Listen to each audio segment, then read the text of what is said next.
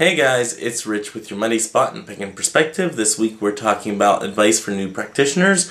Our first question of a two-part question week comes from Kulain, as I believe how he pronounced it. I just uploaded a video directed at people new to paganism, and now I am wondering how you would address them. Considering the broad spectrum of all that is, implies, entails, and even all that is made out to be by those who misunderstand it and misrepresent it. I'm asking for your thoughts on this in the spirit of general advice, and suggestions. I had suggested that newcomers should gather many perspectives about it, and thought, what a better accommodation than the pagan perspective. And I will leave a link to his YouTube video in the bottom bar. Excuse me. The second question, and I'm just going to answer these both at once, is I need help. It comes from Mikili 2290, and they write, I need help being a pure pagan. I've been raised in a Christian family, and I'm only 12, and I want to be pagan, but was never taught how. Can you help me? How many gods are there? Okay, I'm going to keep this out just for reference. This is my question paper that Carr sends to us and all that via email or via message, so I print them out and have them ready for you guys. Okay, in answer to Kulain, yes, I did watch your video, and it was a little long, I'm not gonna lie. I was trying to do a couple other things, but I think I got the main gist of it. Good video, like I said, just a little bit long, so for me it was hard for me to stay focused on just that whenever I was doing other things, but overall, yes, it was a good video. I did watch it. General advice for people new to paganism is, well, take it all in, study, and like I tell other people, like whenever they first start out, is if you're keeping a book of shadows, which you really should, because it helps you throughout your entire practice. If you are keeping a book of shadows, I started out, and I suggest this for a lot of people, is to start out with a beliefs page. For me, it's like the first page after the book blessing for me. It puts down exactly what I believe at that moment in time, and if something changes along the way, then I'll cross it out, or I'll put an addition or something to that effect. My beliefs have changed in the last, 3 years I think I've been practicing, something like that. Maybe, yeah, about 3 years. And, excuse me, about 2.5, 3 years, something like that. But, yeah, my beliefs have changed, not dramatically, but, or drastically, but, you know, they have, so I need to add stuff to that beliefs page, and that gives you a guideline for what you believe. And it also gives you a way to say to people, this is what I believe. And, you know, even though I know others believe this, and this, oh, excuse me, I got like heartburn. Even though others believe this, and this is what I believe. So, and then you are more able to articulate what you believe to others. So, that's one of my big suggestions to newcomers, is write down your beliefs, know your beliefs, and study a lot. You don't have to study everything, and you can't study everything because you'll never, ever be able to do it. You know, there's too much study material out there to cover it all, unless you're an absolute speed reader and you just fly through books, like a book a minute. Even then, you're going to be sitting there most of your life just studying everything. But, yes, study, you know, the main ones, I would say. Raymond Buckland, Scott Cunningham, Silver Ravenwolf. I know a lot of people don't like her, but I do like Silver Ravenwolf. For a lot of people, the Guide for Solitary Practitioner, no, I think that's what it's called. Yeah, Book of Shadows for a Solitary Practitioner. That has been their main guide because they haven't had any outside influence on their beliefs. So, Solitary Practitioner has been the guide for many pagans or Wiccans out there. So, you know, I do go with that, at least that book. That is a book that I commonly reference as a starting off point for a topic.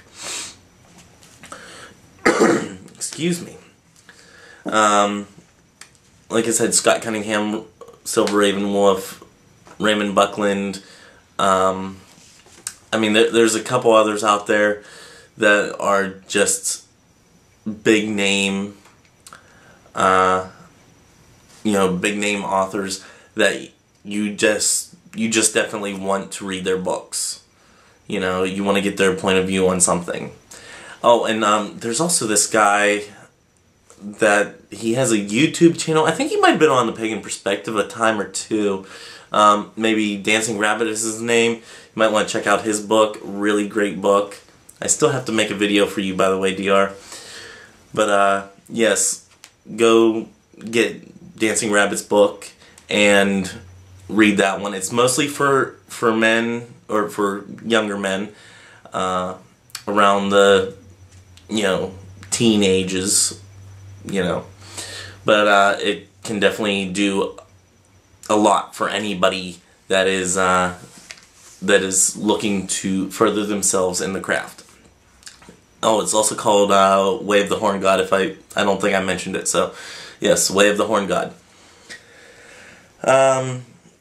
As far as Mikili, I hope I'm saying that right.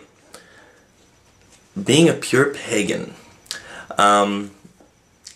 First of all, I don't think there is a such thing as a pure pagan, because paganism is such a vast term, and it has so many different,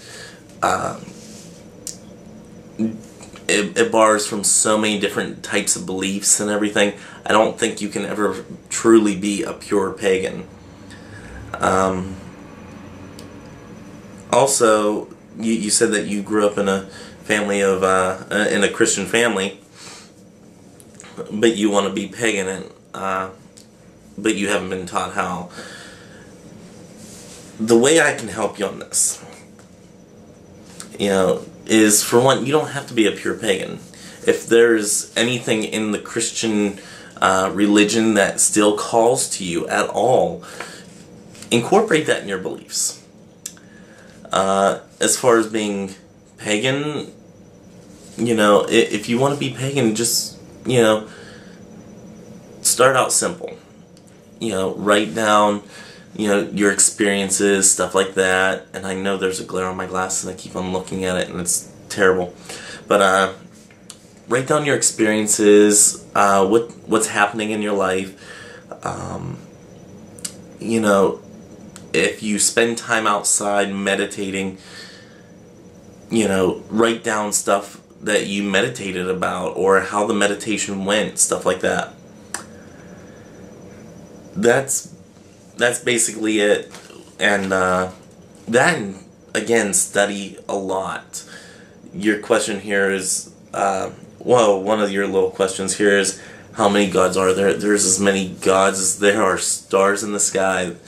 If you have an issue, there's usually a god or a goddess to represent it. Or there has been a situation where a god or goddess has been in it. So as far as being taught how to be pagan, a lot of people are eclectic nowadays, so they borrow from everything. So unless you want to go down one traditional path, I don't think there's a certain way that you can be taught how. Plus, everything that you do is different for each person. Like, let's take tarot cards for instance. You know, the death card can mean one thing to one person, but it can mean something totally different to another. You know, just as an example. And a lot of people are, are adamant that it can only mean one thing. Other people are a little bit more flexible and say, no, I think it can mean this or this or this or that. So, I mean, it depends on if you want to be a traditional or you want to be eclectic. If you want to be eclectic, things will change, your beliefs will change, the things that you study or have interest in will change. So there isn't a set path. But if you follow a traditional path, things are a little bit more set as to the way that you do them and how everything follows. So unless you're looking for a traditional path, which many people aren't nowadays, it's really hard to teach you how to do a pagan, anything, or how to be purely pagan in one aspect or another. So I think I've answered everything. I hope I've answered everything. If you guys have questions, please, please, please don't let them linger. Put them in the comments down below in the bottom bar. And I think that's about it. I'm not really going to edit this much. I'm just going to put it up just the way it is. Because it is, oh geez, I don't even know what time. But oh, there it is. About, I think that clock's wrong though. So it's probably like either 10:30 or 11:30 in the morning. So yeah, I gotta start getting everything ready for work, and I have an appointment later on today, so I have to get going to that. It's actually tonight, it's a sleep study. And I have to continue with the quitting smoking. I am officially on the patch. I know some of you in my past videos where I had a cigarette in my mouth kept on saying you should quit smoking, so I'm doing it. I got the patch, I put it on yesterday. It's been about 11-12 hours-ish, and since my last cigarette, and I'm doing okay. So hopefully this keeps on going on, and with the extra 200 and some bucks that I save a month with that, then I can get some stuff done around the house. So until next time, oh, I got a new sign off too. Let's see if this one works. I'm gonna have to put the name of the person in the bottom bar because I can't remember their name off the top of my head, but it's something along the lines of have a great day and a better tomorrow. Bye bye.